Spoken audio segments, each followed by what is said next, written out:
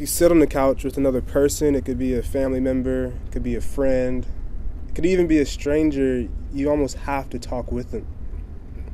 And as certain as we are that we can find a couch in every living room, we can also be sure that the conversations we have on them are safe and comfortable and honest. So the idea is that we take that experience outside, that we bring it to people.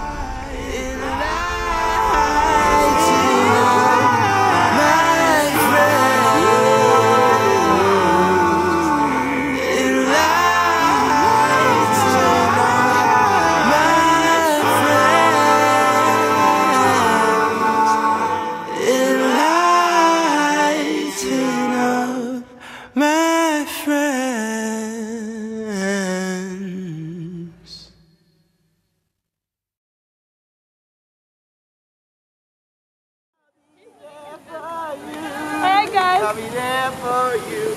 I'll be there for you. Everybody go jump on the couch. And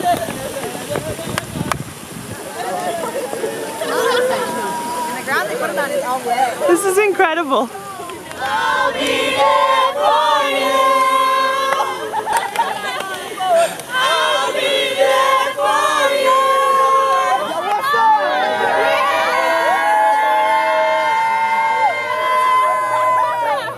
What's your name, bro? He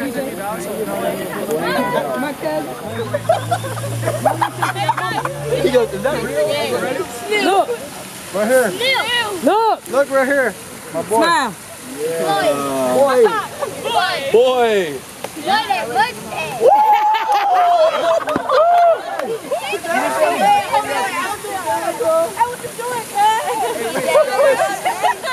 Okay, wait. 1, 2.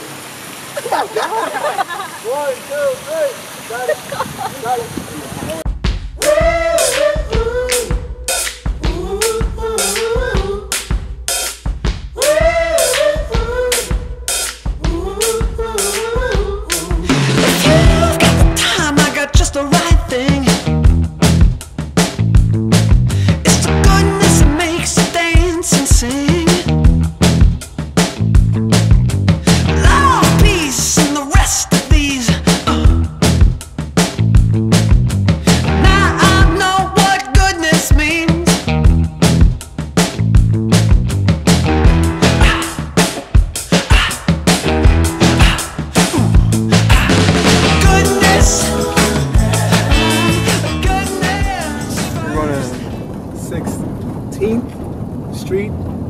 Baptist Church, the iconic church. I'm gonna set up the couch, hopefully right outside, and get some interviews. This is the dream right here.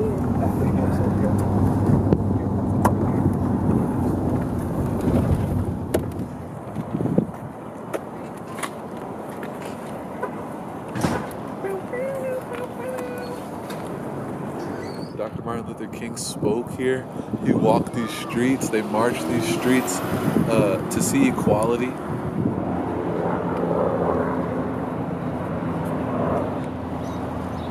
To finish the dream. To finish the dream. Now we finishing the dream. Finishing the So dream. he had it. It was all one. Now we finishing it. Amen. All right? All right, all right. It'll preach, won't it? Won't it, though? It did preach. It did preach. I am preaching right now. Watch me. Well, I think your name would be great. You said it was George. George. Yeah, and then I told you I didn't care to know your name. Yeah. So I won't say it again. Yeah. John? John, yep. See, all right, great. Crystal, John, Caleb. Who's Caleb? Caleb, Dallas. Come on. Man, you got it. And your favorite person? Your favorite person? You said your favorite person was named? She needs no name. Emily. Emily. Yes. I got it all now. You knew. I got it, yeah. Are you from here? Yes. Actually, well, I've been here 40 years. 40? Okay. Where were you before that? I did not exist. Okay. So you're 40 years I old? grew up about 10, down in Tuscaloosa. Okay. Mm-hmm. Nice. So I'm not going to be a hard interview. I'm going to be nice. Consciousness, man. Realize that this talks about race. It's ignorant to think that somebody is better than somebody else because their origin is from a different place in this universe, and their skin is developed to deal with that part of the universe. Their food, what they like, is developed based on what the land will offer. Yeah. So that's stupid stuff. Sure. I always say, we like Chinese food, but we don't like Chinese people. We like Mexican food, but we don't like Mexican. We like soul food, but we don't like black folk. Sure. So that's stupid stuff, man. Let's wake up. Yeah. Okay. What do you feel like is allowing people to kind of still be asleep or not like fully engaged? First law of nature, self-preservation. Everybody want to be better than somebody else. It's basic, man. So it's a choice. Oh, most definitely. Well, it's a choice at some point, but when you're taught that growing up, it becomes your reality. Sure. Mm-hmm. Wow. And like when they were trying to get the right to vote here, my grandmother, we would go to the churches where they would have the meetings, to decide what they were going to do. They never had the meetings at the same church because they had a fear of being bombed or killed. And my grandmother would take me with her. In one of our meetings, Martin Luther King came and spoke, and it was never, a prejudice thing. The only thing we wanted was to be treated equal. Yeah. But now today, a lot of our youth don't even think about that. They don't seem to care. And that's painful also. I saw this firsthand, people being held so the dogs could bite them, water hoses being turned on them, walking down the street being called jigaboo and nigger, and all kind of names like that. I think we all are here because we do care, and that's why we have cameras. That's why we're telling the story, because we want people our age to know. Yeah. That's why we're capturing your story. That's why we're interviewing people here, because the story is important. That's wonderful. And so that is wonderful. we're trying to pick it up and make sure it's not forgotten. It's not forgotten. Yeah. It's important. Yeah. Yes. Because it was important to me. That's why I had to come here. My name is Patricia Hudson. I grew up in Bessemer, but Bessemer and Birmingham, I went to school in Birmingham, went to high school in Birmingham. I was here during the time that the 4 little girls were killed in the church. As a matter of fact, I was the same age they were. There was a time when we would not have been allowed here, right here. Yeah. And there was a time where you couldn't walk down the streets without being called ugly names, without caring about the color of the skin. We are to care about the character of the person. And if more of us would think about that instead of what I can get, and just love each other, this world would be a better place. Oh, that's right up her little alley. I love to hug. Did y'all get everything you needed? Come on. I'm not shy. Thank you so much. You're amazing. What a joy.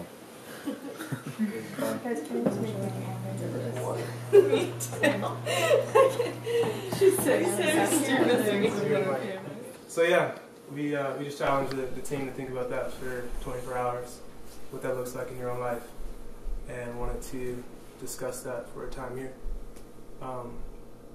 So I won't start. I want to hear from some of you guys, maybe some things that you guys already talked about in smaller groups, or have been thinking about yourselves. Part of that is just the intentionality of being present in the suffering, the intentionality of like, no, I'm going to come with you. I'm going to at least be present in the pain and do everything that I can to engage and understand the pain. The word that comes to mind over this past few conversations is just vulnerability. Yeah. For the sake of somebody else, I think, in our case, of like, man, I'll be so vulnerable to you. I want you to, I will open up to you. I will share my heart with you, even if you take that in a completely like wrong way. But I just want you to know like the floor is open. So I think in our vulnerability, if we can be vulnerable with people, let them know like, hey, this is not a game. We're not here just for some, ill motive. Like this is true for us. Like I will show you that by me opening up and being vulnerable. Have you ever had a secret that you wanted to tell, or like known someone who had a secret and they finally share it with you, or you finally share a secret with someone? There's automatically just another level of trust and friendship, Or like there's something that no one else knows, but like they trusted you enough to, like you said, sit down and have this sort of like dialogue. Okay, this is happening in my life, or like I experienced this or whatever. You instantly just go to new levels of friendship. And we've always talked about it as like people being misunderstood, unheard, underheard, or whatever it may be. And so to give people a voice, and like specifically into your life, you kind of like, you're now walking with that person in a sense. Don't think of yourself so high that you can't stoop down to meet others' needs. And I was just so struck by that, because I think it's so easy to not see the desire to understand as like a need.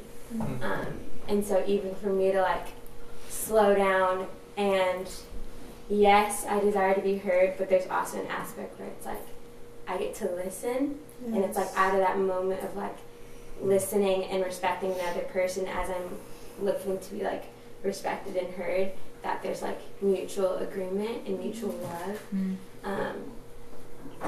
So yeah, I'm really struck by like that piece of integrity of like, this is how I'm living every day. That's so and good. It's not just like a moment. Just really be okay with ourselves. Be true with ourselves. Realize that I do want to be better than you, but that's not good. I need to get to the point where I want you to be okay too. It's just like I see you guys and meet you guys for the first time. I want y'all to be okay. I want to tell you, be safe. When you go to these places, have somebody always on alert. Because you can be very vulnerable. That's just me. That's the dad in me. I didn't get this gray hair just overnight. In the last 40 years. So I want y'all to be good. When I see you as my children. Sure. It doesn't matter what color. I'm glad y'all getting along. Y'all seem to have a good vibe together. So I think when we want that, you have to want the same thing for others as you want for yourself, and you'll be okay. Yeah. And when we do realize, I said the other day, if someone invaded us from outer space and we found out they had an eye where we got an ear, then we'd all come together, because we'll find out we're more alike, and then we'll try to come together to try to defend ourselves against that. They may not mean us any harm, but they just look strange. And it's strange because it's strange to us. It's not strange to them. And so we engage in love. We operate out of love or fear. There's only two places, love or fear. You're operating out of love right now, not fear. Okay? I just came out here to stand around to see who was going to engage me, and up come Crystal. Yeah. See? I got you, George. See, she came up. Said, hey. Yeah. And I felt good. In what way would you challenge us to kind of engage on a new level with issues going on in America? Well, I think you're doing it now. This is going to make a difference. Whatever way you put it together, this is making a difference. Somebody had a vision. Somebody had an idea, a vision. Somebody put some faith with it. Sold it to somebody else in terms of an idea or a vision, and other people bought into it because this is what you were called to do. So you're doing this, and if everybody would do whatever they're supposed to do, it's going to impact the world. And be bold. Just by you guys being together represents something. Just looking at you together and everybody realizing people are coming from different places, but yet you're on one accord with this. So you have to be bold and kind, considerate. Understand when people are ignorant, absent of knowledge, they don't really want to be that way. So to go to them and tell them how wrong they are. Sure. See, I'm from that deal when I was a part of the great experiment called integration, but it was really desegregation. In 1967, before you were thought of, they threw us all in one school and said, hey, get together and like each other. Didn't quite happen that way. But there were some good experiences that came out of it. And so I understand what that means. When you get to know each other and talk to each other, realize you're much more together than you are apart. Yeah. It's a beautiful thing. It's a beautiful thing. It's good.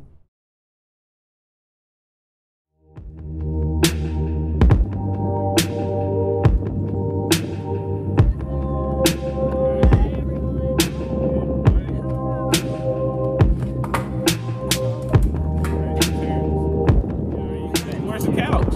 It's in there. So you pull it up now? Yeah. Let's do it. Yeah. I'm down. All right, Terrence, man. Nice to meet you. Nice to meet you. They pulled up on us. Where are we? Faultville. Faultville, Alabama. And they're going to, I guess, interview me on the couch. It's a couch in that van back there. And look, she's taking video. Going to interview on the couch in the middle of nowhere. I love the background, Terrence. I know. It's just like home. Right. The couch official. And there it is. Just right there. I mean, like, you don't see that every day. Just for starters, your name? Yeah, my name is Terrence Lester. Okay. And where are you from? I'm from Atlanta, Georgia. Born and raised. Born and raised. Yep. Okay, and why are we sitting on the Side of the road. side of the road right now? Yeah, I'm actually in the middle of the campaign called MAP 18. It's the March Against Poverty 2018. And so I started in Atlanta, Georgia 15 days ago, and I've been walking for 15 days straight. I started at the Center for Civil and Human Rights, and I'm walking all the way to the Lorraine Motel where Dr. King was assassinated, be 50 years ago on April 4th.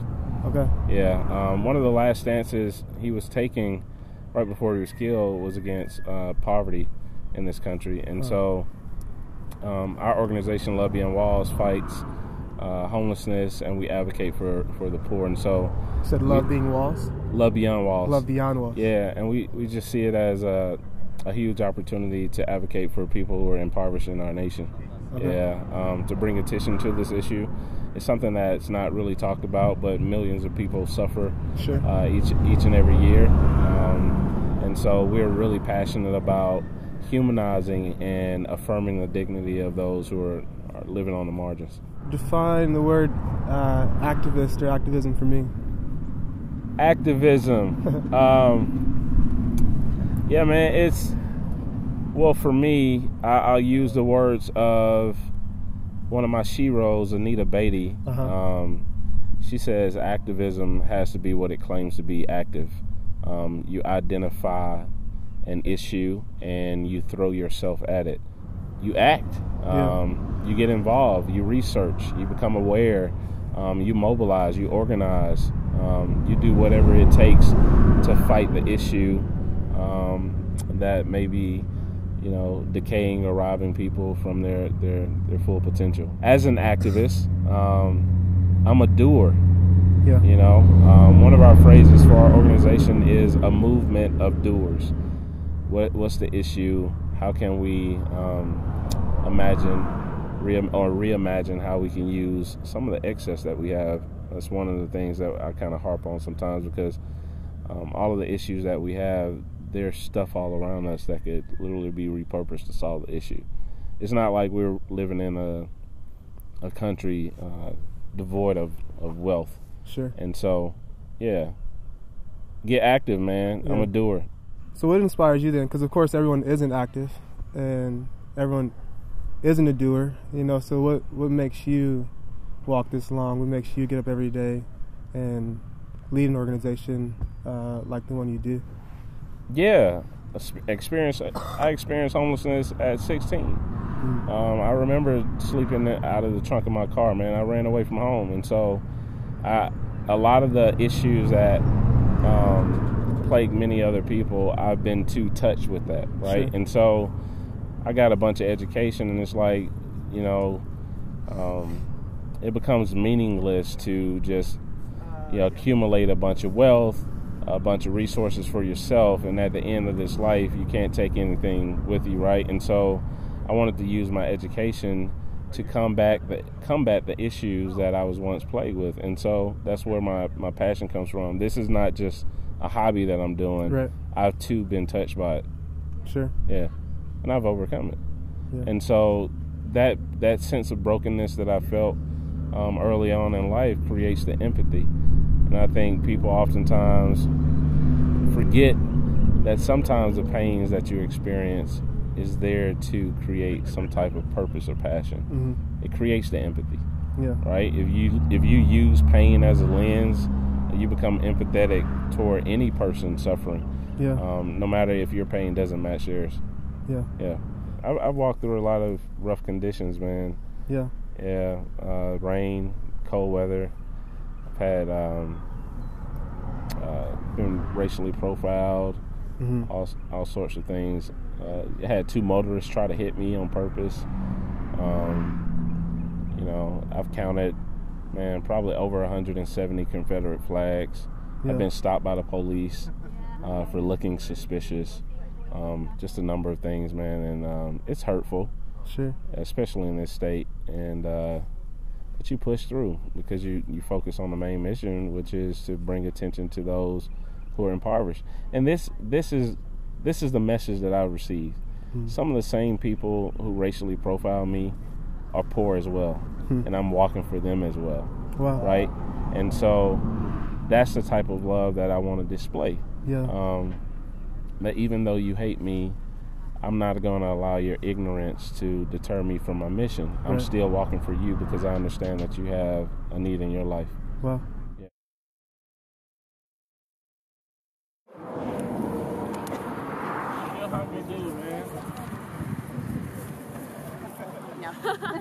He sounds like a circuit rider. He didn't have to travel parents, I'm sure he would. Lester, you're a legend! You are a legend! I have a headache, and you are a legend. You are a legend. Just brave people, man. Gosh, life is short. You live to get 100 years, it's still a short time.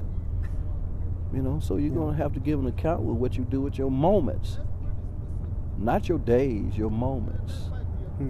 Okay? Count life by moments.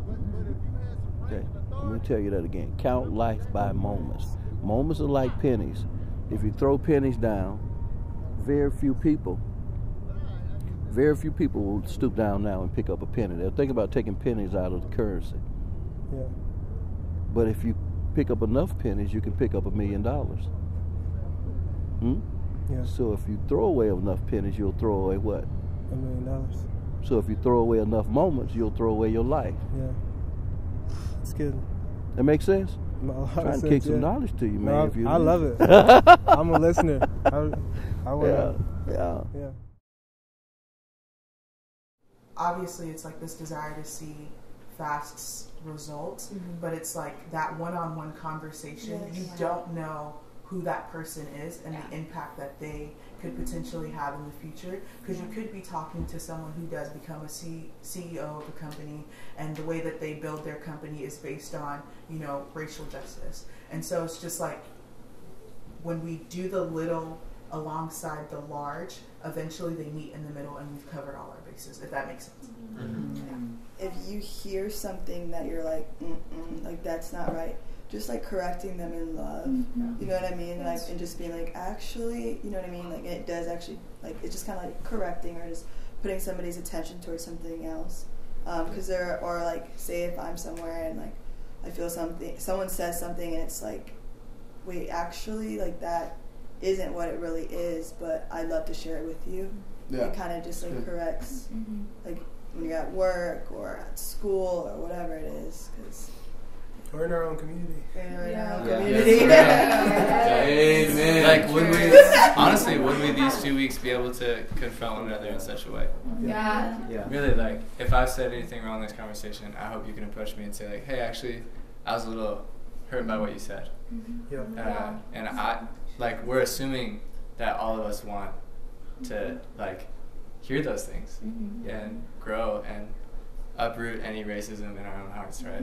Like, and I think we can assume that of other people too. I think obviously, like, people are in different places, but we've been inspired by the verse like love hopes all things, believes all things.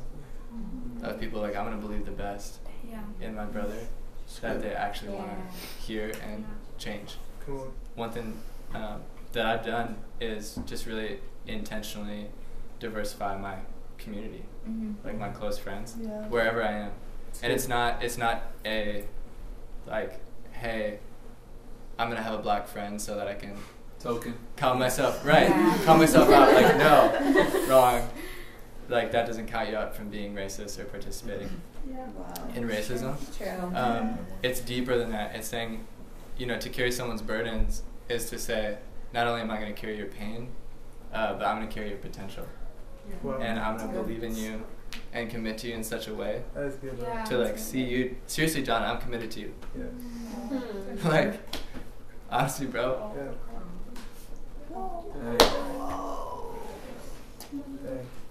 And so it's saying like, I'm going to be intentional to diversify my community and say like, Martin Luther King said it, the civil rights leader said it, like, my destiny is woven up in yours.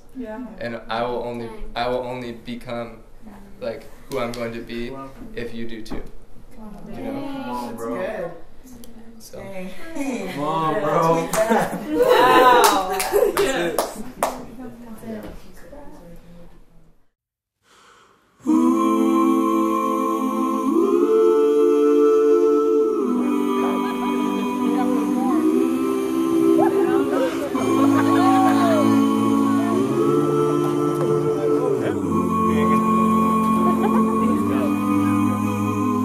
When I look upon its face, hold it in a sweet embrace. When I enter in that place, I'll sing its praise. Human beings are more alike than we are unalike. And the minute we begin to understand just the slightest part of that, we recognize ourselves as family. Then I am liberated into something very strange, into the responsibility. It is amazing. It at once liberates me to, I'm free as a bird, and as contained as a poem. It lies